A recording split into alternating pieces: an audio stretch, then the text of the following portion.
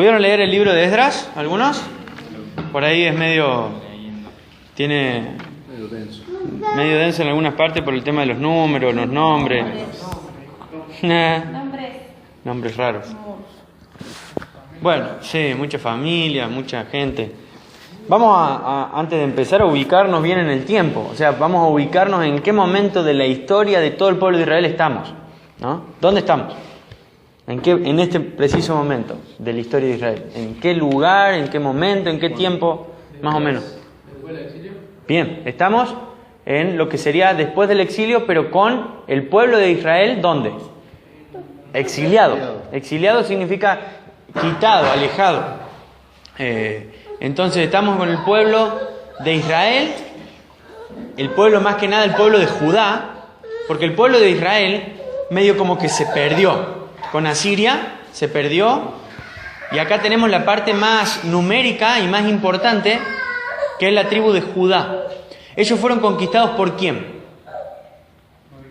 Por Babilonia, en manos del rey Nabucodonosor.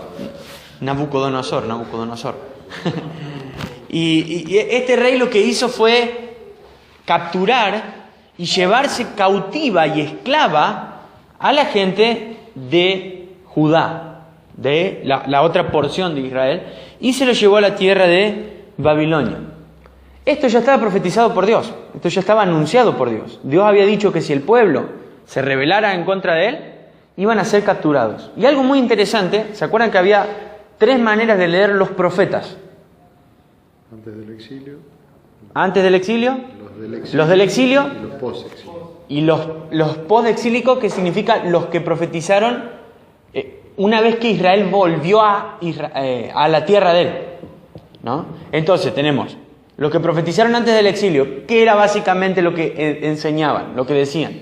Si no se arrepentían, lo iban a conquistar. Básica, obviamente, había un montón de cosas, ¿no? Pero a grandes rasgos tenemos que entender esto. El profeta profetizaba antes del exilio. Si ustedes no se arrepienten, si ustedes siguen viviendo como están viviendo, con las naciones paganas, adorando a los ídolos paganos, ¿se acuerdan algunos, por ejemplo, Baal? O a otras, si ustedes no cambian su manera de vivir, lo que va a ocurrir es que naciones del exterior los van a conquistar y Dios no los va a ayudar. ¿Por qué Dios no los va a ayudar? Porque ustedes lo han abandonado. Ese era básicamente el mensaje de los profetas antes del exilio. ¿Qué hacía el pueblo? No hacía caso. Entonces venían y primero conquistaron la tribu de Israel y después conquistaron la tribu de Judá. Pero después teníamos los profetas exílicos, o del exilio. ¿Qué sería? Esta gente que siguió dando la revelación de Dios, aunque el pueblo había sido arrancado de su tierra. ¿Qué podemos ver en esto? La misericordia de Dios. Recuerden esto, ¿qué es un profeta? Alguien que habla de parte de Dios. Eso es un regalo. ¿Por qué? ¿Por qué es un regalo? Lo que quiere Dios. Escuchar la voluntad de Dios. Y Dios no tiene ninguna obligación tampoco de hablarte. Es decir, que Israel haya tenido profetas es una misericordia, es un regalo de la misericordia de Dios, porque tumbé el mate y por eso no era un regalo. ¿Qué mate? Haceme otro, Chicho, porque ese no me gustaba. Una forma muy... Decir que no cayó de la Biblia. Era un regalo, ¿por qué? Porque Dios no le enviaba profetas a otras naciones, por ejemplo. Entonces era un regalo de la revelación. Cada vez que Dios se revela a la humanidad es un regalo, porque Dios no tiene por qué revelarse. Cada vez que Dios le muestra el camino al hombre que debe seguir es un regalo, porque Dios no tiene por qué hacerlo. Por eso que hoy nosotros estemos frente a la Biblia, ¿qué es? Es un regalo.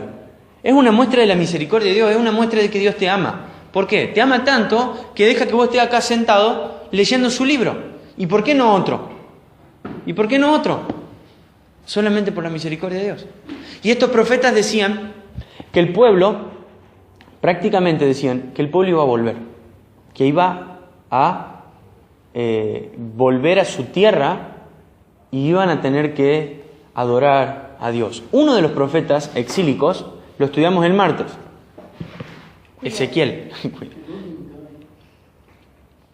¿Se acuerdan de Ezequiel 11? ¿Algo de lo que decía? Dios se fue del templo, la gloria de Dios se fue del templo, y Ezequiel es transportado, ¿Él dónde estaba? En los exiliados, en Babilonia. Dios lo toma, lo lleva al templo de Jerusalén, le muestra todo lo que está pasando, lo saca de vuelta, lo lleva de vuelta a los babilonios y le tiene que decir algo a los desterrados. ¿Alguien se acuerda qué era? Que cuando vuelvan abandonen los ídolos. ¿Qué más? Y que va a haber algo nuevo cuando ellos vuelvan. Dios va a hacer algo nuevo. Es decir, que cuando el pueblo vuelva no los iba a dejar a la intemperie, no los iba a dejar al abandono, sino que Él iba a crear un nuevo pueblo con un nuevo corazón. Un corazón tierno, dice, y receptivo. Un corazón que reciba la palabra de Dios y la ponga en práctica. Algo que Israel no había hecho nunca en su historia. Entonces había más profecías. Isaías, por ejemplo, tira también muchísimas profecías con respecto al exilio y con respecto a la vuelta. Y hay un pasaje que quiero mostrarles antes de arrancar, que es Isaías 44, 28, que es impresionante, impresionante. ¿Cuánto? Isaías 44, 28.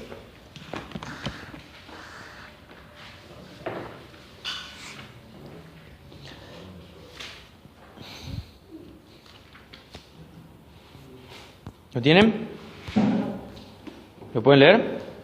Cuando diga de Ciro, Él es mi pastor sin falta, Él hará lo que yo diga. Él ordenará, reconstruya Jerusalén y dirá, restauren el templo. Bien, vamos a meternos en la historia. Israel se fue a Babilonia. Israel toda como nación, lo que quedaba, que en realidad era Judá. En Babilonia transcurren 70 años. 70 años. Es decir, que si vos te fuiste con 15, ¿cuánto tenés ahora? Muy bien, 85. Entonces, 70 años ellos están en Babilonia, pero saben que Dios les había dicho, ustedes van a ir a Babilonia y van a estar 70 años en Babilonia, y van a obtener el permiso para volver. ¿Qué es lo primero que quiero enseñar? Algo que está plasmado en todo el Antiguo Testamento. La palabra de Dios se cumple. Parece simple lo que estoy diciendo. O sea, creo que es algo sencillo. ¿Cuesta aprender? No. ¿Costaría memorizar esta frase? Creo que no sería para nada difícil. Ahora, ¿cuánto nos cuesta creer? Leí una profecía de Isaías que dice Dios, a través de Isaías, que Él va a hablar algo acerca de Ciro. ¿Saben quién es este Ciro? Este Ciro es el rey de los persas. ¿Saben qué es lo loco de este pasaje? Que Ciro todavía no había nacido. 100 años antes de que Ciro nazca, es nombrado por nombre. Y él dice, va a venir, ni siquiera los persas habían capturado a los babilónicos. Entonces él dice, va a venir un Ciro. Y dice, él ordenará, reconstruyan Jerusalén. Y dirá, restauren el templo. Eso era una promesa, eso era una profecía. El pueblo tenía que creer en esto y confiar en esto. Entonces, ¿qué ocurre? Volvamos a meternos bien en la historia. Es importante entender esta parte para poder entender todo el libro, por ejemplo, de Esdras. ¿Quién captura a la parte de Judá? Babilonia. ¿Se los llevan a dónde? A Babilonia, ¿no? A Babilonia ahora los capturan. A ellos. Es como a uno que se van capturando. ¿Quién captura Babilonia? Los persas. Los persas llegan a ser el imperio más grande y poderoso de la historia, de la época. Los pueden haber visto en algunas películas, ¿no? En 300 y en algunas otras. De hecho, en 300, por ejemplo, aparecen hasta nombres de personajes que fueron realistas en la Biblia, como por ejemplo Jerjes. Entonces, arranca el capítulo 1 de Esdras. Y teniendo en cuenta lo que leímos en Isaías, miren lo que ocurre. Esdras capítulo 1, versículo 1. ¿Lo tienen? Dice, en el primer año de Ciro, rey de Persia, el Señor cumplió la profecía que había dado por medio de Jeremías. Es decir, la profecía de que el pueblo iba a volver, no la profecía que acabamos de leer de Isaías. Y dice, movió el corazón de Ciro para poner por escrito el siguiente edicto y enviarlo a todo el reino. Y dice, versículo 2, esto dice Ciro, rey de Persia. El Señor, escuchen esto, está hablando el rey más importante de todo el mundo en esta época. O sea, no está hablando cualquiera, ¿no? Está hablando el rey más importante de toda la historia de esta época. Dice: el Señor, Dios del cielo, me ha dado todos los reinos de la tierra. Me encargó construirle un templo en Jerusalén, que está en Judá. Cualquiera que pertenezca a su pueblo puede ir a Jerusalén de Judá para reconstruir el templo del Señor, Dios de Israel, quien vive en Jerusalén, y que su Dios esté con ustedes en el lugar que se encuentre este remanente judío, que sus vecinos los ayuden con los gastos, dándoles plata y oro, provisiones para el viaje y animales, como también una ofrenda voluntaria para el templo de Dios en Jerusalén.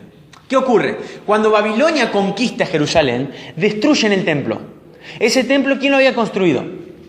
Salomón, con toda la riqueza, con toda la gloria, con todo el oro. Tenía un valor incalculable el templo de Salomón. Cuando los babilónicos entran a Jerusalén, destruyen los muros de Jerusalén, que eran el símbolo y la señal de la protección y de la seguridad, y destruyen el templo, que era también el símbolo y la señal ¿de qué? De la presencia mismísima de Dios. Fíjense qué interesante, que Dios se va antes de que el templo sea destruido. ¿Ven? Si no, nunca hubiesen podido entrar al templo. Imagínate, ¿se acuerdan cuando vimos en la parte del tabernáculo que dice que no podían ni siquiera acercarse y por eso pidieron que se ponga una cortina y dividan lugar santo y lugar santísimo? Porque la gloria misma los mataba. Imagínense a los babilónicos, los mataba a los que eran el pueblo de Dios, ¿no? Imagínense si los babilónicos querían destruir o entrar en el templo. Hubiesen sido consumidos uno por uno, como si todos quisiéramos entrar a un horno de 500 o 600 grados. Hubiésemos sido consumidos. Pero ¿cuál es el problema? ¿Por qué ellos pueden destruir el templo? Porque Dios no estaba ahí. ¿Se entiende? Cualquier cosa, esto es importante, cualquier cosa en la que Dios no esté, puede ser destruida. Tu vida puede ser destruida si Dios no está ahí. ¿Se entiende? Dios no estaba en el templo y el templo fue destruido de una manera fácil. Si Dios no está en tu vida también puede ser destruida. Entonces, pasa el tiempo, el templo queda destruido. Los de Israel están en Babilonia. Babilonia es conquistada por los persas. Y ahora, en el primer año en el que los persas conquistan Babilonia, este rey dice de una manera muy interesante el versículo 1, recibe algo especial. Dice que Dios hizo algo con él, ¿vieron? Dice que le movió el corazón. Acá hay la primera cosa importante que tenemos que aprender. Recuerden, la palabra de Dios se cumple. Eso es importantísimo. Vimos en la profecía de Isaías 100 años antes. Con nombre, con apellido. Es como si Dios hace 100 años hubiese dicho va a venir a gobernar Macri en el 2000, va a estar gobernando Macri en 2018. Para nosotros sería una locura que hoy alguien escriba quién va a gobernar en 100 años y después verlo en 100 años gobernando. Sería una locura. Esto fue lo que ocurrió. Y encima no se profetizó el reinado de un rey de Israel. Se profetizó el reinado de un rey que ni siquiera era parte del pueblo. Entonces lo primero que vemos es que la palabra de Dios se cumple. Y de eso se trata el libro de Esdras, de la palabra de Dios. Y lo segundo que vemos es que Dios puede mover el corazón de cualquier persona para hacer lo que él se le dé la gana. ¿Se dieron cuenta de eso? Él mueve el corazón de Ciro. No es que Ciro tuvo una chispa de bondad. Dios movió su corazón. Es decir, Dios puede agarrar el corazón de cualquier persona en cualquier momento y hacer que la persona haga lo que Él quiere. Ese es Dios. Él no tiene un límite. No dice, no voy a entrar en tal persona. ¿Y cuánto más puede lograr esto en un cristiano con el poder del Espíritu Santo? Porque acá dice que Dios movió el corazón, pero nosotros leímos en Ezequiel 11 que Dios iba a cambiar nuestro corazón. Si puede mover el corazón de una persona no regenerada, ¿cuánto más puede mover el corazón de un hijo suyo? Y es nuestra tarea y es nuestro trabajo rogar que Dios sea quien cambie, quien moldee, quien guíe nuestro propio corazón para llevarnos a hacer lo que es bueno. ¿Se entiende? Su Espíritu Santo nos ha sido dado para eso, para hacer lo que es bueno. Entonces Ciro tuvo esa iluminación y va a decir algo. Dale. Que también lo podemos ver en Egipto, en el tiempo de Moisés, con Faraón. Con Faraón fue endurecido el corazón. Totalmente. Él hacía lo que quería. Y hay un montón de historias más en todo el Antiguo Testamento que nos la hemos salteado. Pero así, Dios toma a alguien y le hace hacer algo. ¿Se acuerdan, por ejemplo, cuando los israelitas se fueron de Egipto, que todos los egipcios le daban joya y cosas así? Y decís, ¿por qué? Dios estaba moviendo el corazón. Dios siempre trabaja en el corazón del hombre, pero en los cristianos, Él cambia el corazón. Esa es la diferencia. Vos no tenés que buscar que Dios mueva tu corazón. Vos tenés que buscar que Dios cambie tu corazón, porque tu corazón es perverso y necesitas de Él para que sea transformado. Entonces, Ciro de la nada, larga el edicto, pueden volver todos los judíos que habían sido traídos por los babilónicos. Se calcula que aproximadamente había ya a esta altura 1,5 millones de judíos. Entre 1 millón y 2 millones de judíos en Babilonia. Eso es la misma cantidad de habitantes que tiene Córdoba capital. Es muchísimo, muchísimo. Ahora, miren lo que ocurre. Versículo 5. Dijimos que Dios movió el corazón de Ciro. Versículo 5. Luego Dios movió el corazón de los sacerdotes, movió el corazón de los levitas, movió el corazón de los jefes de la tribu de Judá y de Benjamín, para que se fueran, ¿a dónde? A Jerusalén, a reconstruir el templo. No solo mueve el corazón de Ciro para que diga vuelvan. Mueve el corazón de los que están ahí para que ellos tengan el deseo y la iniciativa de ir. Ahora, acá les hago una pregunta. Si Dios necesitaba mover el corazón de esta gente para que vuelvan, ¿qué nos está diciendo el texto? Bien, va por ahí. Pero nos está diciendo algo clave. Que ellos no querían volver. Y esto es algo muy chocante que aparece en el capítulo 1. Miren, por ejemplo. Versículo 7. El propio rey Ciro sacó los objetos que el rey Nabucodonosor se había llevado del templo del Señor en Jerusalén y había colocado en el templo de sus dioses. Ciro le ordenó a Mitídrates, el tesorero de Persia, que contara esos artículos y se los entregara a Sesbazar, el líder de los desterrados que regresaba a Judá. La siguiente es una lista de los artículos. Había como unos 30 tazones de oro. Imagínense una copa de oro, ¿no? Tazones de plata, recipientes de plata, copas de oro, copa de plata, otros artículos. Y escuchen lo que dice el versículo 11. En total eran 5.400 artículos de oro, de plata y de plata. Sesbazar los llevó a todos consigo cuando los desterrados se fueron de Babilonia hacia Jerusalén. No solo Ciro les permite volver, Ciro les devuelve las cosas que Nabucodonosor, el rey de Babilonia, había conquistado del templo. Es decir, dice, vayan, reconstruyan el templo, pero reconstruyanlo junto con las cosas de oro y las cosas lindas que tenía antes. Entonces arranca la travesía. Ustedes van a ver en el capítulo 2 que hay un título que dice que los desterrados regresan con Zorobabel. Escuchen, esto es muy importante. Israel vuelve en 3 grupos. No vuelve todos de una. Vuelven 3 grupos de personas. O sea, con 3 líderes. El primero se llama Zorobabel. Lindo nombre. El segundo se llama Esdras, que es el nombre del libro, y el tercero se llama Nehemías, que es el nombre del libro que le sigue. ¿Se entiende? Zorobabel se lleva un grupo, Esdras se lleva otro grupo, Nehemías se lleva otro grupo. ¿Saben cuánta gente va a volver con Zorobabel? Dijimos que había cuántos habitantes más o menos judíos en Babilonia. Entre 1 millón y 2 millones. ¿Saben cuánto van a volver con Zorobabel? En el capítulo 2 está toda la lista y dice en el versículo 64. Así que un total de 42.360 personas regresaron de Judá, además de 7.337 sirvientes, 200 cantores, tanto hombres como mujeres. Llevaron también 736 caballos, 245 mulas, 435 camellos y 6.720 burros. ¿Cuántas personas más o menos? 50.000. De 2 millones. Eso no es absolutamente nada. ¿Qué ocurrió con el resto? No quisieron volver. Estaban en el imperio más poderoso, más adinerado de todo el mundo. ¿Para qué volver? ¿Y quiénes son los únicos que vuelven? Aquellos a quienes Dios le movió el corazón.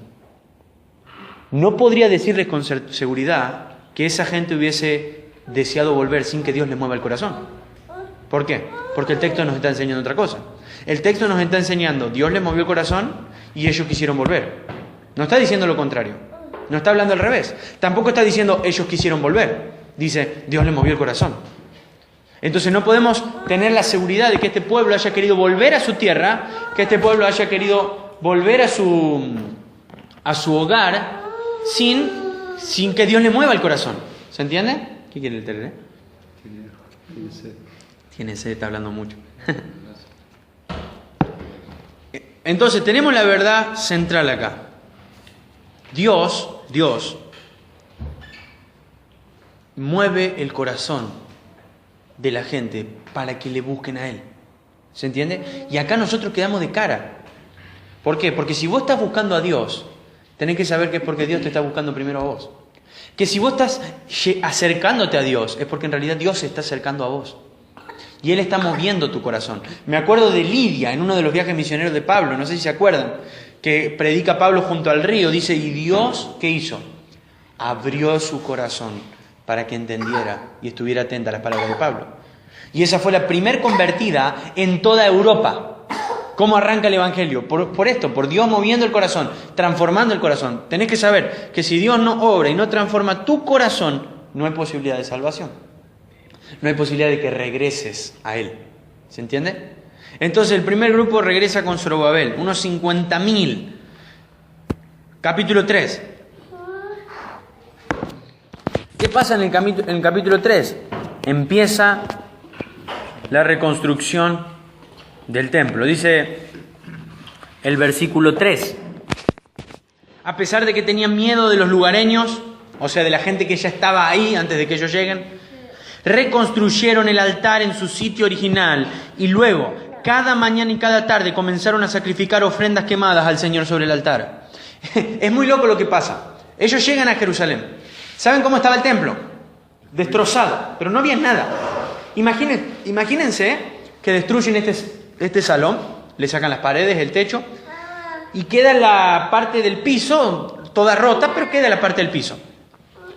Y imagínense que este es el templo. Imagínense que en este sector nosotros hacíamos los sacrificios. Lo que hacen ellos, antes de construir el templo, es construir el altar. ¿Se entiende? O sea, no construyen primero todo el templo para después recién meter el altar. No, ellos construyen primero el altar. Porque sabían que había una necesidad primordial antes que un templo. ¿Cuál era?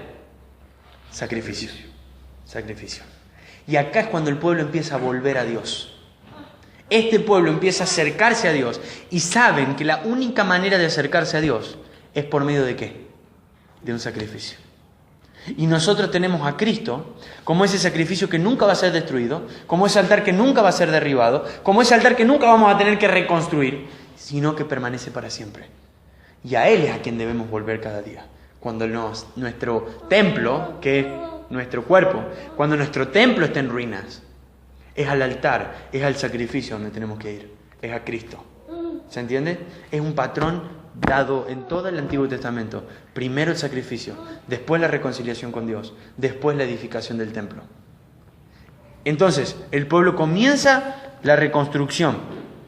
Comienzan a reconstruir el templo y dice, por ejemplo, versículo 10... Cuando los constructores terminaron los cimientos del templo del Señor, los sacerdotes se pusieron sus mantos, tomaron su lugar para tocar sus trompetas, y luego los levitas descendientes de Asaf hicieron sonar sus címbalos para alabar al Señor, tal como lo había establecido el rey David. ¿Qué ocurre acá? La primera alabanza. Ahora, presten atención a esto. Hay 50.000 personas. Suponete que vos fuiste desterrado de Despeñaderos hace muchísimos años, ¿no? Vamos a ponerle hace unos 15 años. Y a vos se te da la posibilidad de volver a Despeñaderos. ¿Cuál es el primer lugar al que irías? A tu casa. ¿Dónde pondrías tus máximos esfuerzos a la hora de hablar de, por ejemplo, de algo que tenga que ver con la reconstrucción? En tu casa. ¿Qué hace el pueblo? Se centra en el templo. ¿Se entiende? Busca la reconstrucción del templo. Cuando Ciro da el edicto para que el pueblo vuelva, no le da el edicto para que vuelvan a reconstruir sus casas. Le da el edicto para que vuelvan a reconstruir el templo, el lugar de adoración. ¿Se dan cuenta? Primero, esto es muy importante en nuestras propias vidas. Primero está la adoración a Dios, después está tu hogar. ¿Por qué? Porque la verdadera adoración a Dios le va a dar forma a tu hogar. ¿Se dan cuenta? Si vos decís no, es como decir, voy a estar sano para ir al médico. Voy a esperar a estar sano para ir al médico. ¿Qué diríamos nosotros a una persona así? No entendiste nada en realidad. Bueno, es exactamente igual decir, por ejemplo, voy a esperar a arreglar mi noviazgo para poder buscar a Dios. No, vos tenés que buscar a Dios y Dios va a arreglar tu noviazgo. Voy a esperar estar, qué sé yo, voy a esperar tener tiempo para buscar a Dios. No, vos tenés que buscar a Dios, Él va a dar el tiempo. Primero siempre es la adoración, después es tu hogar, porque la adoración le da forma a tu hogar. Primero el sacrificio, primero el templo, después tu hogar. Después tu hogar. Y el profeta Ageo, que posiblemente lo que estudien el domingo, hace un énfasis. Él es un profeta que profetiza en la misma época del libro que estamos leyendo. Él dice, Dios demanda que ustedes den su tiempo y su dinero en el templo, no en sus casas, porque Él tiene que tener el primer lugar. Y nosotros cuando ahora hablamos del templo, no solo nos referimos a estas paredes, porque sabemos que no es el templo esto. Sabemos que el verdadero templo es nuestro cuerpo. Sabemos que el verdadero templo es nuestro corazón. Y sabemos que Dios lo que demanda en nuestro templo es adoración. Que yo le adore con mi vida, que yo le adore en mi familia, que yo le adore en mi trabajo, que yo le adore en cada lugar donde esté. Adoración. Ese es el orden que Dios estableció. Y ellos empiezan a alabar a Dios. Y dice el versículo 11 que lo hacen con alabanza y agradecimiento. Y entonaron el siguiente canto al Señor. Escuchen lo que decía. Él es tan bueno. Me encanta este cántico.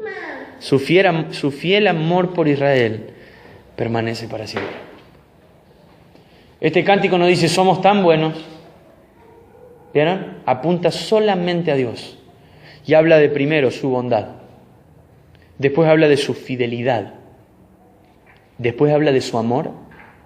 Y por último habla de su eternidad. ¿Se dieron cuenta? Dios es bueno con nosotros. Dios es bueno y es fiel con nosotros. Dios es bueno, es fiel y es amoroso con nosotros. Y Dios lo es por siempre. ¿Se entiende? Qué lástima y triste cuando nuestras vidas están centradas en nosotros mismos, a pesar de entender que tenemos un Dios que es así. A pesar de que tenemos un Dios lleno de amor, lleno de misericordia, lleno de gracia, vivimos como queremos.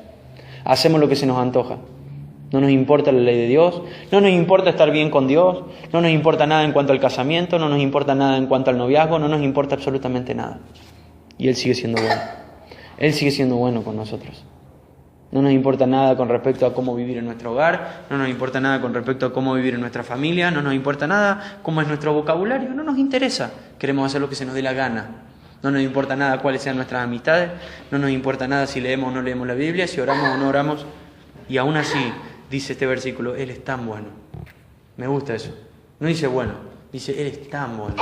Su fiel amor por vos permanece para siempre. Permanece para siempre. Y dice que luego el pueblo dio todo un grito bien fuerte, alabando al Señor, porque se habían echado los cimientos del templo del Señor. Se estaba reconstruyendo el templo. Y dice, sin embargo, muchos de los sacerdotes, levitas y otros líderes de edad avanzada que habían visto el primer templo, lloraron en voz alta al ver los cimientos del nuevo templo. Los demás, en cambio, gritaban de alegría. ¿Por qué lloraban los primeros, los más viejos? Por la destrucción. Porque ellos habían visto el primer templo. Y el primer templo no tenía comparación con nada. Nunca fue igual el templo. Entonces lloraban diciendo que ellos eran los que habían estado en Israel. Los que están gritando de alegría son los que habían vuelto, que posiblemente ya habían nacido en Babilonia. ¿Por qué está llorando este grupo de sacerdotes y levitas? Están diciendo esto fue culpa nuestra. Nosotros estamos reconstruyendo este templo porque a nosotros nos capturaron culpa de nuestros pecados. Nosotros nos fuimos a Babilonia culpa de nuestros pecados. Somos culpables. Y cuando hay un pueblo que está alegre y contento, hay otro grupo, los más viejos, los más grandes, que son los que tienen más experiencia. Ellos dicen esto es culpa nuestra. Es culpa de nuestro pecado. Nosotros vimos el primer templo.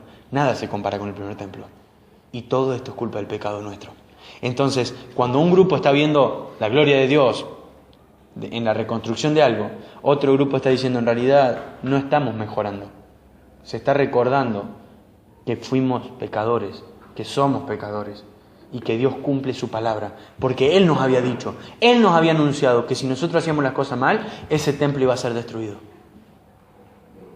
De vuelta volvemos y hablamos de la misericordia de Dios, pero también vemos esto. Hay un templo en ruinas.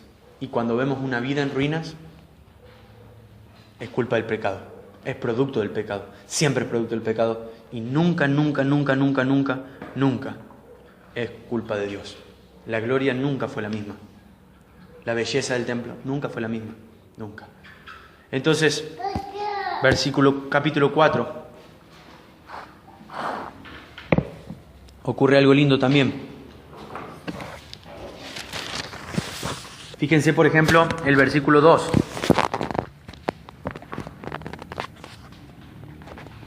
Esdras 4:2. Dice: fueron a ver a Zorobabel y a los otros líderes. Fueron un grupo de... voy a leer del 1. Dice: cuando los enemigos de Judá, y los enemigos de Benjamín oyeron que los desterrados estaban reconstruyendo un templo al Señor, Dios de Israel, fueron a ver a Zorobabel y a los otros líderes y les dijeron: che, déjennos participar en la construcción junto con ustedes, porque nosotros también adoramos a su Dios. Le venimos haciendo sacrificios desde que el rey Esarhadón de Asiria nos trajo a estas tierras. Zorobabel, Jesúa y los otros líderes de Israel respondieron, escuchen esto: de ninguna manera pueden tomar parte en esta obra. Nosotros solos construiremos el templo para el Señor, Dios de Israel, tal como nos ordenó Ciro, rey de Persia. ¿Qué es lo que ocurre acá? Vemos un montón de cosas buenas que están ocurriendo. Por ejemplo, vemos que la palabra de Dios se está cumpliendo. Vemos que Él está moviendo los corazones. Vemos que la gente se empieza a apegar ¿a qué? A la ley de Dios. Vemos que se está reconstruyendo el templo. Vemos que se está sacrificando tiempo y dinero solo para reconstruir el templo de Dios. Y ahora vemos algo más. No se quieren mezclar con los paganos. ¿Ven? Dicen, no. Nosotros no queremos tener nada que ver con ustedes. Ustedes son enemigos del pueblo de Dios. Aléjense. Ya demasiados problemas nos ha traído juntarnos con los que no son parte del pueblo de Dios. ¿Se dieron cuenta? No los dejan participar en absolutamente nada. Escuchen esto. Los que no están bautizados, los que no pertenecen a la iglesia del Señor, no tienen parte en la iglesia. No tienen parte.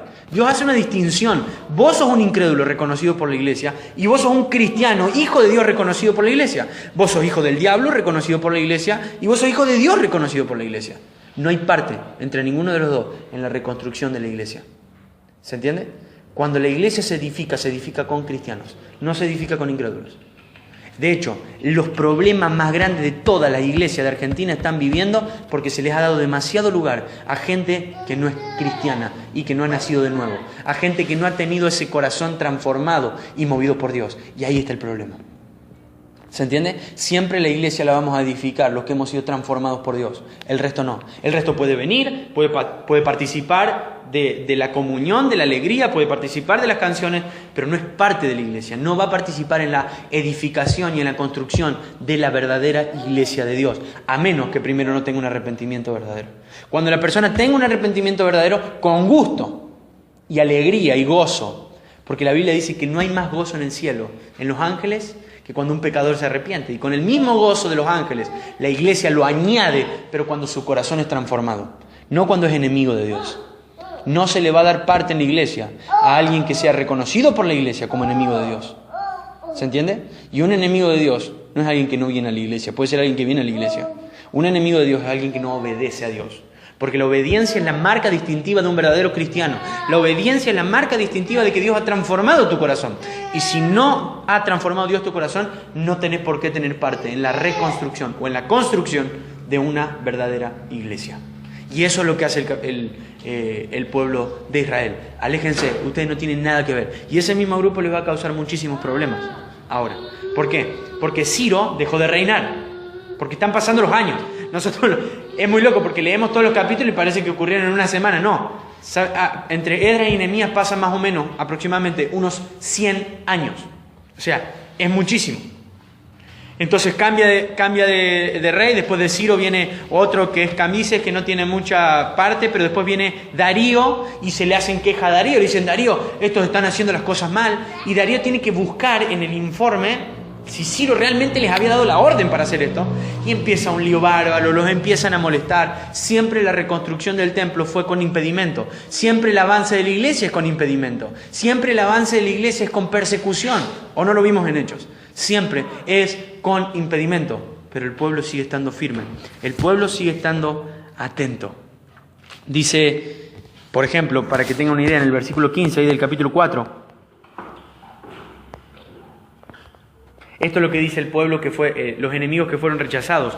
Dice, sugerimos que se investigue en los registros de sus antepasados, en los que descubrirá lo rebelde que fue esta ciudad en la antigüedad. De hecho, fue destruida a causa de su larga y conflictiva historia de rebelión contra los reyes de las naciones que la controlaban.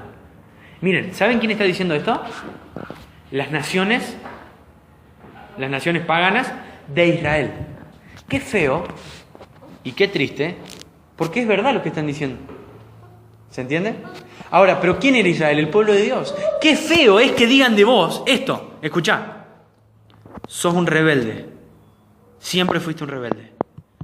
Y tu vida es un desastre, culpa de tu rebeldía. Eso es lo que está diciendo la carta.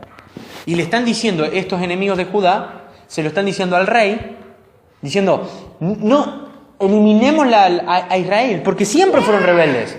¿Se acuerdan que tanto en el sur como en el norte la última parte fue porque se rebelaron para no pagar impuestos? ¿Se acuerdan? En los dos casos que fueron igual. De la misma manera, ellos estaban vistos como rebeldes. Qué feo es que el pueblo de Dios se vea como rebelde a Dios. Qué feo que el pueblo de Dios se vea rebelde. ¿Y no pasa esto? ¿No pasa? Porque les digo algo, somos nosotros el pueblo de Dios. No hay más que esto. No hay más que esto. No hay nadie más afuera en Despeñadero que esto. Y si tu vida es rebelde, vos tenés que entender que vos estás mostrando a la sociedad que el pueblo de Dios es rebelde. Descubrirá los rebeldes que fueron esas ciudades en la antigüedad. Qué triste, ¿no? Ese historial quedó grabado y quedó marcado. Entonces, vemos cómo también Dios ataca a los... Dios se duele o se lamenta, cuando hay un mal testimonio acerca de Él y acerca de su pueblo. Capítulo 5. Me encanta esta parte. Capítulo 5, versículo 5. 5:5. Escuchen lo que dice. Qué lindo que es. Dios cuidaba a su pueblo. Si hay alguien que no merecía ser el pueblo de Dios, era ellos, ¿no? Y dice, Dios cuidaba a su pueblo y no pudieron impedir que los líderes judíos siguieran construyendo hasta que se enviara un informe a Darío y él comunicara su decisión al respecto. No pudieron impedirlo. ¿Pero por qué no pudieron impedirlo? ¿Porque los judíos eran más fuertes? No. Eran minoría, siempre fueron minoría. Me encanta la primera parte. Dios cuidaba de su pueblo. Dios seguía siendo Dios. ¿Ven cuál fue la alabanza que ellos hicieron, que dijimos en el capítulo 3? Cuán bueno, es tan bueno Dios, su fiel amor permanece para siempre. Y lo estamos viendo acá, con un pueblo que fue arrancado de su tierra, que está volviendo. Dios sigue siendo el mismo. ¿Sabes que vos cambiás todo el tiempo? Somos seres cambiantes, todo el tiempo cambiamos. Dios no. Su fiel amor permanece para siempre. Entonces, ellos envían, dice el versículo 6, la siguiente es una copia de la carta que el gobernador Tatnai, Setar, Bosnai y los demás funcionarios de la provincia situada al occidente del río Éufrates le enviaron al rey Darío. Versículo 11. En el versículo 11 se nos revela lo que le dijeron los judíos a los enemigos, cuando los enemigos le dicen, dejen de construir. Dice, ellos dijeron la siguiente respuesta. Nosotros somos siervos del Dios del cielo. ¿Saben qué palabra es la que se usa para siervos ahí? Esclavo. Nosotros somos esclavos del Dios del cielo y de la tierra y estamos reconstruyendo el templo que hace muchos años edificó aquí un gran rey de Israel, o sea, Salomón. No obstante, debido a que nuestros antepasados hicieron enojar al Dios del cielo, Él los entregó en manos de Nabucodonosor, rey de Babilonia, quien destruyó el templo y desterró el pueblo de Babilonia. ¿Qué entendía la nueva generación? Que todas las ruinas que ellos estaban viendo eran ¿por qué? Por causa del pecado. Ellos dicen, no, pero Dios en algún momento se enojó y nos castigó. No, dice, Dios se enojó y nos castigó porque nuestros antepasados hicieron las cosas mal. Y nosotros ahora queremos hacer las cosas bien. El pueblo tiene que aprender de su historia para no cometer los mismos errores. Y este pueblo está aprendiendo de la historia, pero la historia bien pegada, porque ellos están aprendiendo de 50, 70, 80 y 100 años antes. Nosotros tenemos que aprender de esta historia de unos 3.500 años antes. 2.500 años antes. Y nos sirve esto. La rebeldía se paga caro. Escuchen esto que es importantísimo. La rebeldía se paga caro. En el momento en que menos lo esperas. Tanto el exilio del sur como el exilio del norte, si bien habían sido profetizados, nunca fue profetizada la fecha y la hora. Nunca. Solo dijo va a venir. ¿A qué le suena eso? Al juicio final. Ya está profetizado. De la misma manera que estaba profetizado el exilio, ya está profetizado el juicio donde Cristo va a volver y va a reinar. Ya está anunciado. ¿Estaba anunciado el exilio de Judá? Sí. ¿Estaba anunciado el exilio de Israel? Sí. ¿Estaba anunciada la fecha? No. ¿Está anunciado el juicio final donde cada pecador se va a tener que enfrentar ante Dios? Sí. ¿La fecha y la hora? No. Solo sabemos que va a volver. Y va a volver en el momento en el que menos lo esperemos. Por lo tanto, ¿tenemos que tener a Cristo como nuestro abogado o lo vamos a tener como nuestro juez? ¿Tenemos que tener a Dios como nuestro Padre o lo vamos a tener como nuestro juez? Y nadie va a salir ileso. Y esto es muchísimo peor que un destierro. Estamos hablando de un destierro eterno en el infierno. Estamos hablando de un exilio eterno en el infierno. Y no hay vuelta. Sur, Israel, en Babilonia, ellos volvieron. Nadie vuelve del infierno. No hay más misericordia. No hay más piedad. Por eso hoy, dice 2 Corintios 6, 2, dice, hoy es el tiempo aceptable, hoy es el día de salvación. Hoy es el tiempo en el cual nosotros debemos volvernos a Dios, porque mañana puede ser demasiado tarde. Y esto es una sombra. El exilio es una sombra de lo que va a ser el juicio eterno. Volvamos a Cristo. Tenemos que volver a Él en arrepentimiento y fe. De la misma manera que está ahora volviendo de alguna manera el pueblo. Entonces, ellos sabían que estaban pagando las consecuencias de los pecados. Vamos al capítulo 6.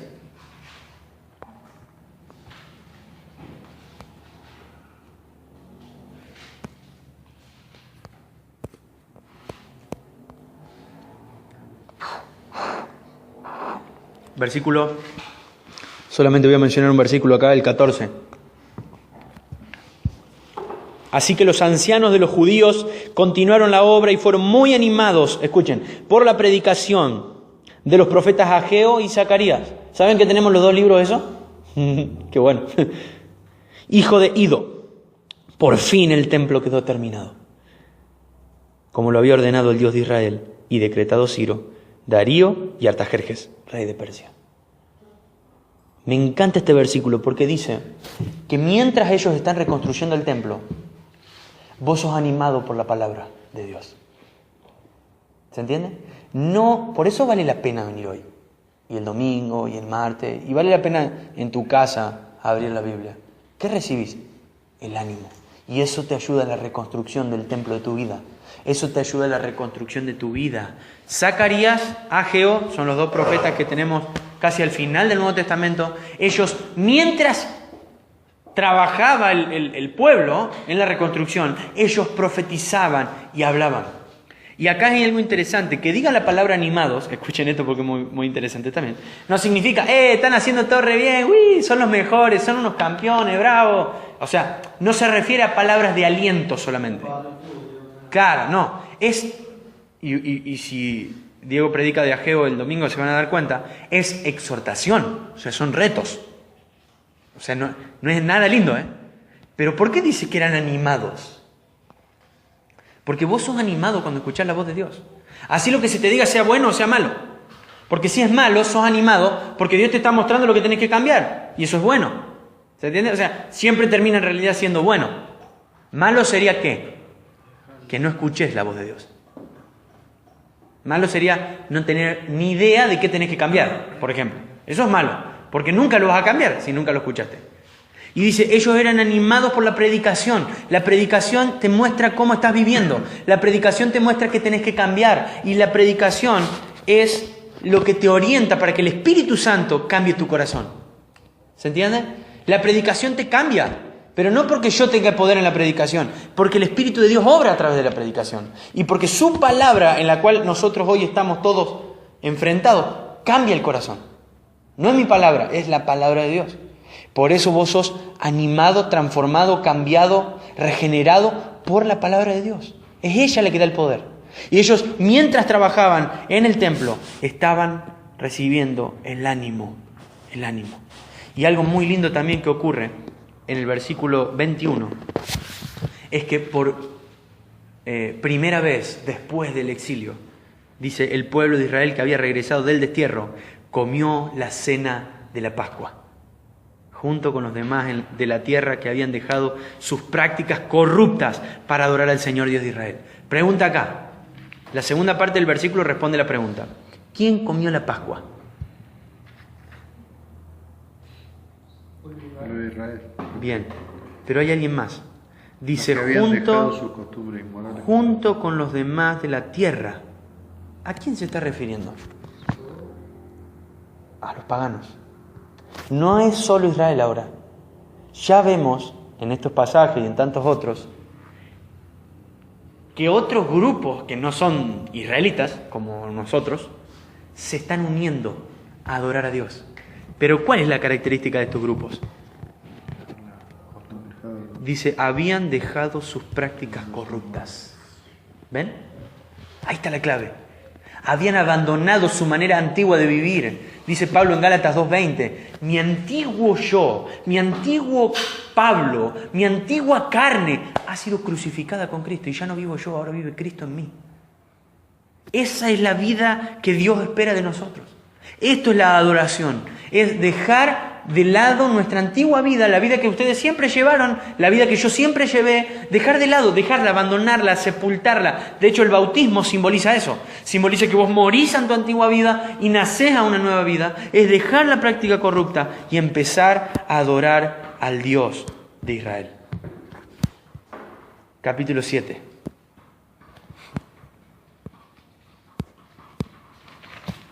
Hasta acá, para que tengan una idea, capítulo 1 al 6, volvió el pueblo guiado por ¿quién? Ese, casi. Zorobabel. ¿Se acuerdan que les dije 3 grupos volvían? ¿Cuál es el primero? Zorobabel. ¿Segundo? Esdras y Nehemías. Del 1 al 6 es la vuelta del primer grupo. Del 7 al 10, que es Esdras, es la vuelta del segundo grupo. Y el libro siguiente es la vuelta del tercer grupo. ¿Se entiende? Para entenderlo rápido. Miren qué podemos aprender de Esdras. Es un ejemplo de un siervo de Dios, Esdras. Versículo 6. Este Esdras era un hombre muy instruido en la ley de Moisés, la cual el Señor, Dios de Israel, había dado al pueblo de Israel. Él subió de Babilonia a Jerusalén y el rey le dio todo lo que pidió, porque la bondadosa mano del Señor, su Dios, estaba sobre él. Me encanta eso último, ¿no? La bondadosa mano del Señor estaba sobre él. Pero miren lo que dice el versículo 10. Así fue, así ocurrió, porque Esdras había decidido, primer punto, ¿qué dijo? Decidió estudiar, obedecer la ley. ¿Y qué? Y enseñar los decretos y las ordenanzas al pueblo. Él lo decidió, tomó una decisión, dijo, mañana arranco. Saben que Esdras era sacerdote, pero en Babilonia no había templo, entonces ¿cómo podía ejercer el sacerdote? No podía. Entonces, ¿qué hizo él? Él aprovechó el tiempo en Babilonia y dijo, voy a estudiar la Biblia. Que vos no estés sirviendo, que vos no estés predicando, por ejemplo, no significa que, no, yo voy a estudiar la Biblia cuando tenga que predicar. No, justamente no. Tenemos que hacer lo contrario. Dice, él decidió estudiar. Pero fíjense que no decidió estudiar para enseñar. ¿Se dieron cuenta? ¿Qué decidió estudiar? Para obedecer. Y después enseñar. O sea, está bien enseñar. Pero principalmente, ¿qué es? La obediencia.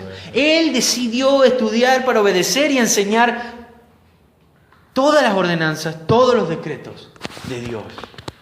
Entonces, Él es el que va a dirigir y a guiar esta segunda camada. ¿Saben más o menos con cuánta gente va Esdras para Jerusalén? ¿Se acuerdan más o menos cuánto el primer grupo? 50.000, más o menos. El segundo vuelven 2.000. 2.000. Nada. Otra de las cosas que estamos aprendiendo en el Antiguo Testamento es que Dios siempre tiene un pueblo o un remanente fiel. Un remanente significa un grupo dentro del grupo. ¿Se entiende? Y esto es interesante de recordar. A pesar de que el pueblo de Israel estaba siendo idólatra, Dios tenía un pueblo dentro del pueblo. ¿Se entiende? Que es el grupo que decidió volver. Dice, Esdras quiere volver. Entonces, Artajerjes, que era el rey que ahora estaba, recuerden que esto ocurre en un periodo de más o menos muchos años. No sé bien cuánto hay entre Zorobabel, Esdras y Nehemías, pero Esdras y Nehemías están en la misma época, ¿sí? Y Zorobabel también por ahí. Fueron muchísimos años. Y dice, por ejemplo, versículo 11, la siguiente es una copia de la carta que el rey Artajerjes le dio a Esdras, el sacerdote y escriba, que estudiaba y enseñaba los mandatos y decretos del Señor Dios de Israel. Es decir, él va a volver a Jerusalén, pero vos no podías caer así porque, hola, estoy en Jerusalén. Como mañana no podés ir y decir, che, me vengo a vivir acá a Brasil. No se puede. Bueno, ellos necesitaban tener un comprobante. Y lo loco, lo muy zarpado que tiene la Biblia, y nadie puede debatir esto, está la carta original en la Biblia hebrea original. Está la copia en arameo, que es el idioma en el que Artajerjes escribió. ¿Se entiende? ¿Cómo hace para debatir con esto? Alguien que no crea en la Biblia dice, pero ¿cómo loco? No entendés. Está Ciro, el rey de los persas, es conocido. Está después Darío, que Darío también es conocido. Está Asuero, que es Jerjes. Está el que le siguió, que es Artajerjes. Las películas hablan de ellos. La historia mundial sabe de ellos. Y los tenemos acá en la Biblia. ¿Cómo podemos debatir contra eso, no? Y tenemos la copia que Artajerjes en mano, le dio a Esdras. Artajerjes era el rey. Fíjense cómo se presenta en el versículo 12. Dice, de Artajerjes, rey de reyes. Claro, era la persona más importante y más poderosa de todo el mundo. Pero no vamos a leer toda la carta. Fíjense lo que dice el versículo 23. Procuren proveer todo lo que el Dios del cielo exija para su templo. Pues, escuchen, ¿por qué hemos de correr el riesgo de provocar el enojo de Dios contra los dominios del rey y de sus hijos? Me encanta lo que reconoce Artajerjes, porque ni el pueblo reconocía eso. ¿Qué reconoce Artajerjes? Que no es bueno hacer enojar a Dios. Esto es santidad, esto es temor de Dios. La palabra temor de Dios es un terror de que si yo lo hago enojar, Él castiga el pecado. Es un terror de decir, el pecado no es algo ligero. O que yo viva en pecado no es algo ligero. Y dice Artajerjes, loco, Esdras, hace todo bien, por favor. No se te ocurra hacer enojar a Dios. No vas a querer hacer enojar a Dios. Y dice el versículo 25, y tú, Esdras, usa la sabiduría que tu Dios te ha dado a fin de nombrar magistrados y jueces. Escuchen cómo tenían que ser las características. ¿Qué? Que conozcan las leyes de tu Dios. Esdras, no dejes que gobierne alguien que no conozca tus leyes. Porque si gobierna alguien que no conoce las leyes de Dios, va a echar moco. Y si echa moco, Dios se va a volver a enojar. Y si Dios se vuelve a enojar, y creo que acá no va a haber un segundo exilio. Acá se pudre todo. Y dice, para que gobiernen a toda la gente de la provincia situada al occidente del río Éufrates, enseña la ley a todo el que no la conozca. Me encanta porque Artajerjes no está diciendo, tomá, enseñá la ley de los persas. ¿Vieron? ¿Qué está diciendo? Enseña tu ley, la ley del Dios vivo. Porque tanto Ciro como Darío, como Jerjes y como Artajerjes, que fueron los 4 reyes de los persas, así en escalera, no sabemos si se convirtieron de corazón, pero reconocen que el Dios de Israel es el Dios verdadero, que el Dios de la Biblia es el Dios verdadero, que el Dios de Abraham, el Dios de Isaac, el Dios de Jacob, el Dios de Moisés es el Dios verdadero. Y lo están reconociendo los reyes del mundo. Es increíble lo que está ocurriendo. Y dice versículo 26, cualquiera que se niegue a obedecer la ley de tu Dios y la ley del rey será castigado de inmediato, ya sea por muerte, ya sea por destierro, por confiscación de bienes, o sea, le sacamos todo, o lo metemos presos. ¿Ven? Imagínense si este edicto se da hoy. Estamos hasta las manos. Me encanta esta seriedad que muestra el libro de Esdras con la Biblia, con la ley de Dios. Está diciendo, esto no es un libro más, es la ley del Dios vivo. No hagan enojar al Dios vivo. Eso es de lo que se trata. Es la ley del Dios vivo. Y ya hemos visto que Dios castiga. Es como que Esdras puede decir, muchachos, Dios castiga. Dios castiga. Si no, ¿por qué estamos en el exilio? Dios juzga. No hagamos enojar a Dios. Vivamos en santidad. Vivamos en obediencia. Y vamos rápido al capítulo 8, versículo 21. Vamos terminando más o menos. Dice, allí junto al canal de Ahava, di órdenes de que todos ayunáramos y nos humilláramos ante nuestro Dios. En oración le pedimos a Dios que nos diera un buen viaje y nos protegiera en el camino, tanto a nosotros como a nuestros hijos y a nuestros bienes. ¿Quién está hablando? Esdras. Dice el versículo 22, pues me dio vergüenza pedirle al rey soldados y jinetes que nos acompañaran y nos protegieran de los enemigos durante el viaje. Después de todo, ya le habíamos dicho al rey que la mano protectora de nuestro Dios está sobre todos los que lo adoran, pero su enojo feroz se desata contra quienes lo abandonaron o contra quienes lo abandonan. Dice Esdras, me dio vergüenza pedir protección, porque yo ya conté que Dios es nuestra protección. Me dio vergüenza pedir un soldado o jinetes, porque yo enseñé en los persas que Dios es un Dios que está sobre todos los que lo adoran.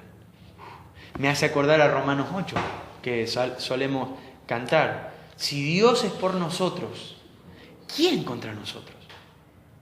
Nada nos puede separar del amor de Dios. Y si a ellos que adoraban a Dios no los podía separar nada, ¿cuánto más a los que tienen su espíritu? ¿Cuánto más a su pueblo? ¿Cuánto más a su iglesia? Tenemos que entender algo. Nosotros tenemos más bendiciones que este grupo, Nosotros tenemos más beneficios que este grupo, porque somos sus hijos, porque Dios es nuestro Padre.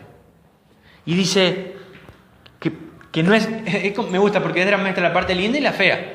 No dice, Dios solamente protege. Dice que Él desata su enojo, su enojo feroz. Dice, se desata su enojo feroz contra quienes lo abandonan. Y dice, así que ayunamos, es decir, no comieron, ayunamos y oramos intensamente para que nuestro Dios nos cuidara. Y Él oyó nuestra oración. Esdras nos enseña a amar la ley, la Biblia, pero Esdras nos enseña a orar. Y la oración es fundamental en la vida de un cristiano. Si ellos tuvieron que orar, si ellos tuvieron que clamar a Dios, ¿cuánto más nosotros? Esdras está diciendo, no basta con decir, estamos haciendo las cosas bien. Porque ellos estaban haciendo las cosas bien. No basta con decir, llevo una buena vida más o menos zafa. No basta. Es necesario orar, es necesario clamar a Dios, es necesario rendir nuestra vida ante Él. Y la oración es una parte fundamental. Y vamos al capítulo 9. Estamos yendo a fondo.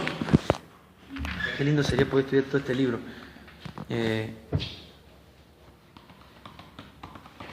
Miren, les voy a contar algo rápido. Hasta acá, ¿notamos avances espirituales? ¿Qué opinan? Sí. ¿El pueblo está cambiando? Sí. Creo que estamos... Es como que uno se emociona, ¿no? Basta el capítulo 8 y decir, bien Israel, bravo.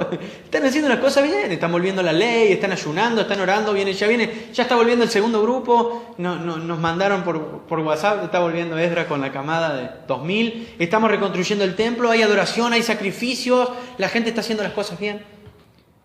Pero el humano no es tan bueno. En el capítulo 9, les voy a contar rápido esto para no leerlo. La gente que estaba en Israel se empezó de vuelta a casar con los paganos. Y vos decís, no, Es justo por eso que ellos volvieron a todos los ídolos. ¿Qué empieza a ocurrir? Lo mismo. Y vos decís, no, venía re bien los 8 capítulos primero. Bendición, bien, ayuno, oración, lectura de la ley. No quieren que los paganos los ayuden a construir el templo. Están re bien, re santos. Los reyes de las naciones los están apoyando. Tienen todo a su favor. Esdras está enseñando la ley. Está todo bien. Y dice que el pueblo se volvió a juntar con mujeres que no eran del pueblo de Dios. Es decir, gente que tenía otros ídolos. ¿Y a qué te iba a llevar eso? A adorar otro ídolo. De hecho, el Antiguo Testamento en Deuteronomio decía, no te cases con otras mujeres. ¿Por qué? Porque van a desviar tu corazón. ¿Y qué hizo Salomón? 1000, como para tener para rato. 1000 mujeres. ¿Qué hicieron las mujeres? Dice, y desviaron el corazón de Salomón. Y eso fue un capítulo después de la construcción del templo. ¿Y qué vemos acá? Lo mismo. Un capítulo después, 2 capítulos después de que todo marcha bien, el pueblo vuelve a lo malo. Y dice el versículo 4, me encanta este versículo, me encanta, que Esdras dice, entonces, todos los que temblaban ante las palabras del Dios de Israel, vinieron, dice Esdras, y se sentaron conmigo a causa de este ultraje cometido por los que habían regresado del destierro. Este ultraje significa esta porquería que estaban cometiendo.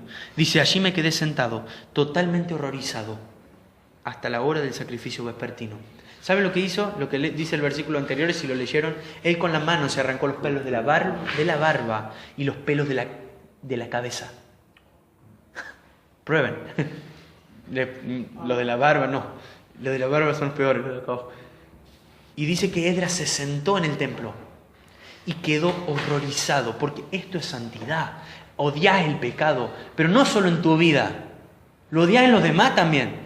No querés ver el pecado, no querés ver que otro esté pecando, no querés ver que otro esté haciendo las cosas mal. Y Esdras era un maestro de la ley. Esdras era un escriba que conocía a la perfección la ley. Él sabía quizás de memoria gran parte de la ley. Y él está horrorizado. Pero ¿saben qué? Me encanta lo que él dice, que se juntó un grupo con él. Y este grupo tiene un título. Y es lo que dice al principio. Dice, todos los que temblaban ante las palabras de Dios. Me fascinó cuando lo leí. Cuando lo leí dije, no, qué zarpada descripción. Es decir, que la verdadera iglesia, que el verdadero pueblo de Dios, son los que se juntan y tiemblan ante su palabra. ¿Cómo reaccionaba la gente en el Antiguo Testamento cada vez que veía a Dios? O una sombra de Dios. Quedaban horrorizados. ¿Se acuerdan de Moisés? Ustedes pueden leer el capítulo 5 de Isaías y van a ver lo mismo. Dice que Isaías dice, estoy por morirme. Y cada vez que la gente en el Antiguo Testamento se encontraba con Dios, desde Adán y Eva que se esconden, cada momento la gente se horroriza frente a Dios porque ve a un Dios santo. Y si nosotros entendemos que la Biblia es la palabra de Dios, ¿qué deberíamos hacer? Lo mismo, temblar ante la palabra de Dios, porque es Dios hablándole a la gente, a la humanidad. Y dice Esdras, conmigo se juntaron los que temblaban ante las palabras de Dios. Se juntaron los que tiemblan ante Dios, no los que dicen, Dios, con vos podemos hacer lo que se nos cante. No, dice los que tiemblan, los que tienen terror de ofenderle. Imagínense una iglesia así. Imagínense nosotros como grupo así, que temblemos ante la Biblia, que temblemos ante las palabras de Dios. No porque Dios es un Dios que solamente castiga, sino por quien Dios es. Por quien Dios es. Y si no fuera por Cristo, ¿no? Si no fuera por Cristo. Y dice el versículo 7, desde el tiempo de nuestros antepasados hasta el día de hoy. Todo esto que estoy leyendo es parte de la oración de Esdras. Dice, desde el tiempo de nuestros antepasados hasta el día de hoy, hemos vivido sumergidos en el pecado. Yo me lo imagino a Esdras llorando, llorando. Dice, por esta razón nosotros, nuestros reyes, nuestros sacerdotes, hemos estado a la merced de los reyes paganos de la tierra. Nos han matado, nos han capturado, nos han robado, nos han deshonrado y estamos en desastre hasta el día de hoy. Y Esdras está diciendo, no puede ser, hemos pecado una y otra vez. Todo el tiempo tenemos que pecar. ¿Hasta cuándo? Dice, sin embargo, ahora se nos concedió un breve momento de gracia. Porque el Señor nuestro Dios ha permitido que unos cuantos de nosotros sobreviviéramos como un remanente. Él nos ha dado seguridad en este lugar santo. Nuestro Dios nos ha iluminado los ojos y nos ha concedido un poco de alivio de nuestra esclavitud. Esto es una sombra de lo que es el Evangelio. El Evangelio, el mensaje de salvación, lo que Cristo Jesús hizo en la cruz, es este versículo pero completado. Escúchenlo, completado. Sin embargo, ahora se nos concedió una vida eterna de gracia. Porque el Señor nuestro Dios ha permitido que unos cuantos de nosotros sobreviviéramos del pecado como un remanente, que nos escapáramos del juicio por la gracia de Cristo como un remanente. Él nos ha dado seguridad en el cielo. Nuestro Dios nos ha iluminado los ojos y nos ha concedido un eterno alivio de nuestra esclavitud del pecado. Así oramos nosotros. Qué lindo, ¿no? Qué lindo. ¿Cómo no temblar ante este Dios? ¿Cómo no rendirnos ante este Dios? ¿Cómo cómo no cambiar nuestras vidas ante este Señor eterno que demuestra una y otra vez el amor? Dice, oh Señor, escuchen lo que dice el versículo 15, al final. Oh Señor Dios de Israel, tú eres justo. Nos acercamos a ti con nuestra culpa, sin ser más que un remanente que ha escapado. Aunque en semejante condición, ninguno de nosotros puede escapar de tu presencia. Esdras está diciendo, Dios, yo puedo huir de Babilonia, pero no puedo huir de vos. Y esto quiero que nos grabe, con esto termino, y quiero que se nos grabe a fuego el corazón. Vos hoy podés escapar de cualquier lugar. Si te va bien económicamente, vas a escapar de la pobreza. Podés escapar de cualquier dificultad, de cualquier condición. Pero escuchen esto, ninguno de ustedes puede escapar de Dios. Nadie. Ninguno de nosotros puede escapar de Dios. Y Él es un Dios justo. Como Jonás. Como cualquier ser humano. Él dice, nadie puede escapar de Dios. Tenés dos problemas entonces en este versículo. La primera es que Dios es justo y la segunda es que no podés escapar de Él. Si Dios es justo y no puedo escapar de Él, ¿qué necesito? A Cristo. ¿Se entiende? Esdras está diciendo, nosotros que volvimos a Israel, nosotros no somos mejores que los que se quedaron. Nosotros no tenemos menos culpa. Todos hemos pecado. Dice Romanos, todos hemos sido destituidos de la gloria de Dios. Nadie es menos culpable. Nadie necesita menos a Dios. Todos los que hoy me están escuchando y yo necesitamos a Dios. Y tenemos dos problemas. Él es justo, Él es santo, no va a tomar por inocente al culpable. Nosotros somos culpables y nadie va a escapar de Él. ¿Qué vamos a hacer entonces? ¿Qué vas a hacer con tu vida?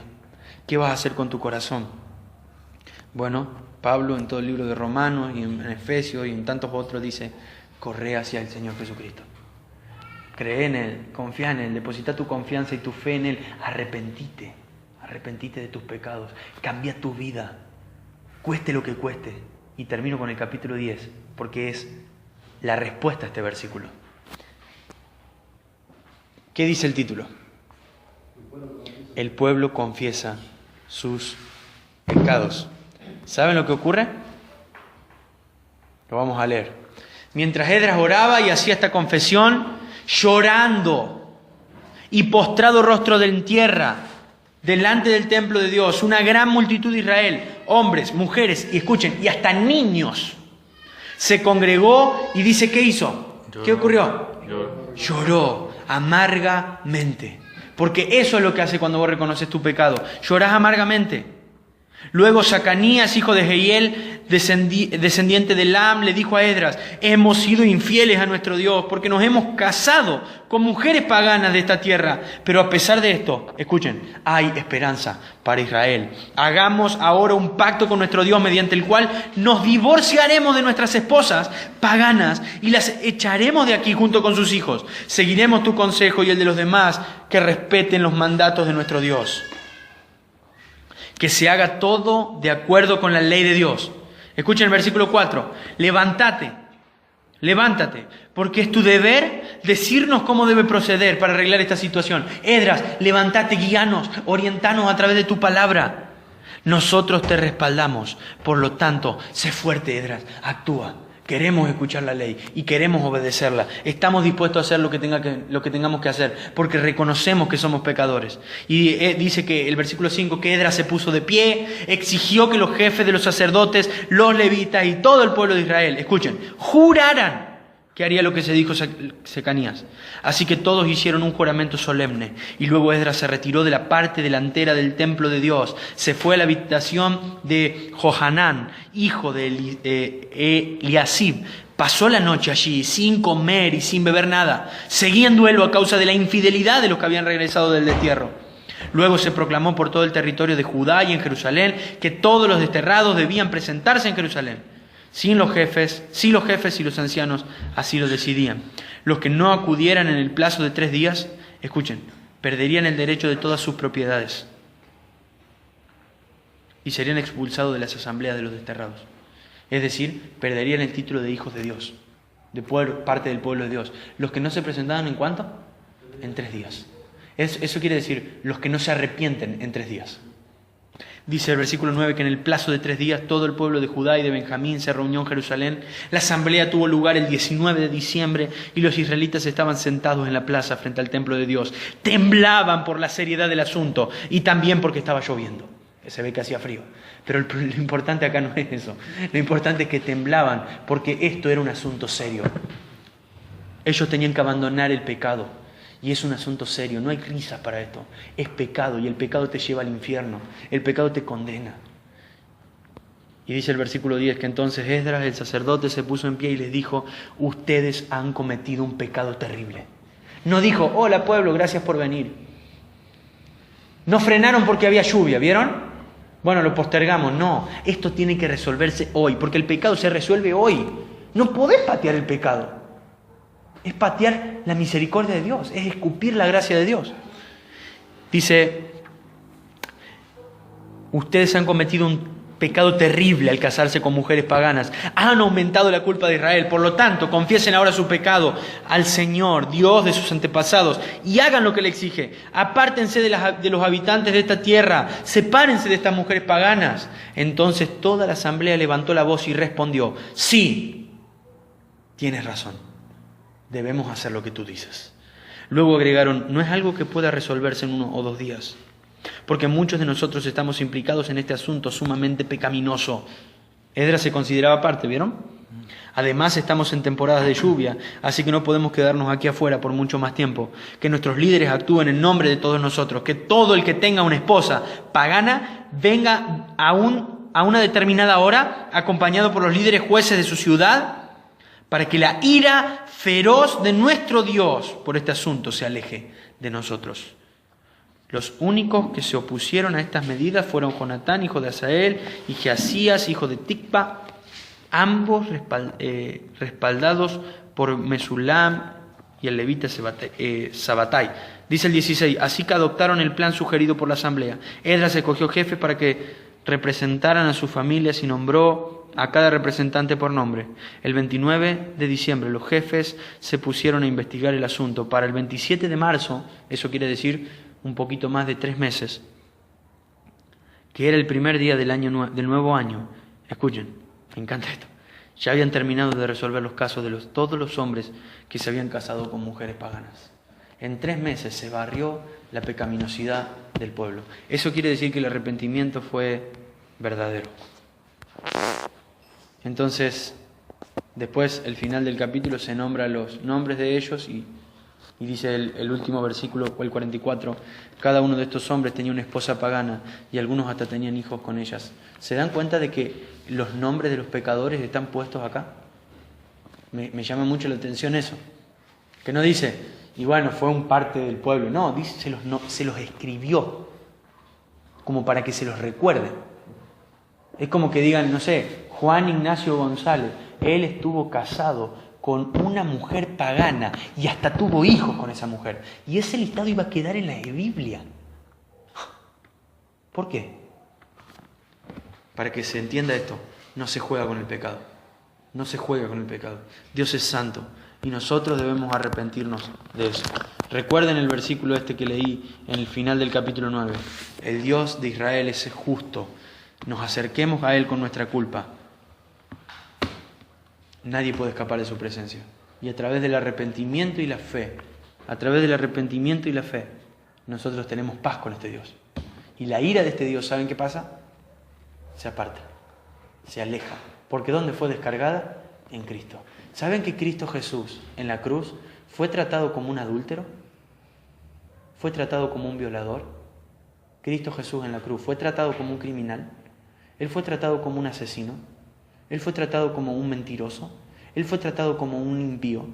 Porque nosotros somos todo eso que acabo de mencionar. Y la ira de Dios debería castigar a ese impío, pecador, ladrón, estafador.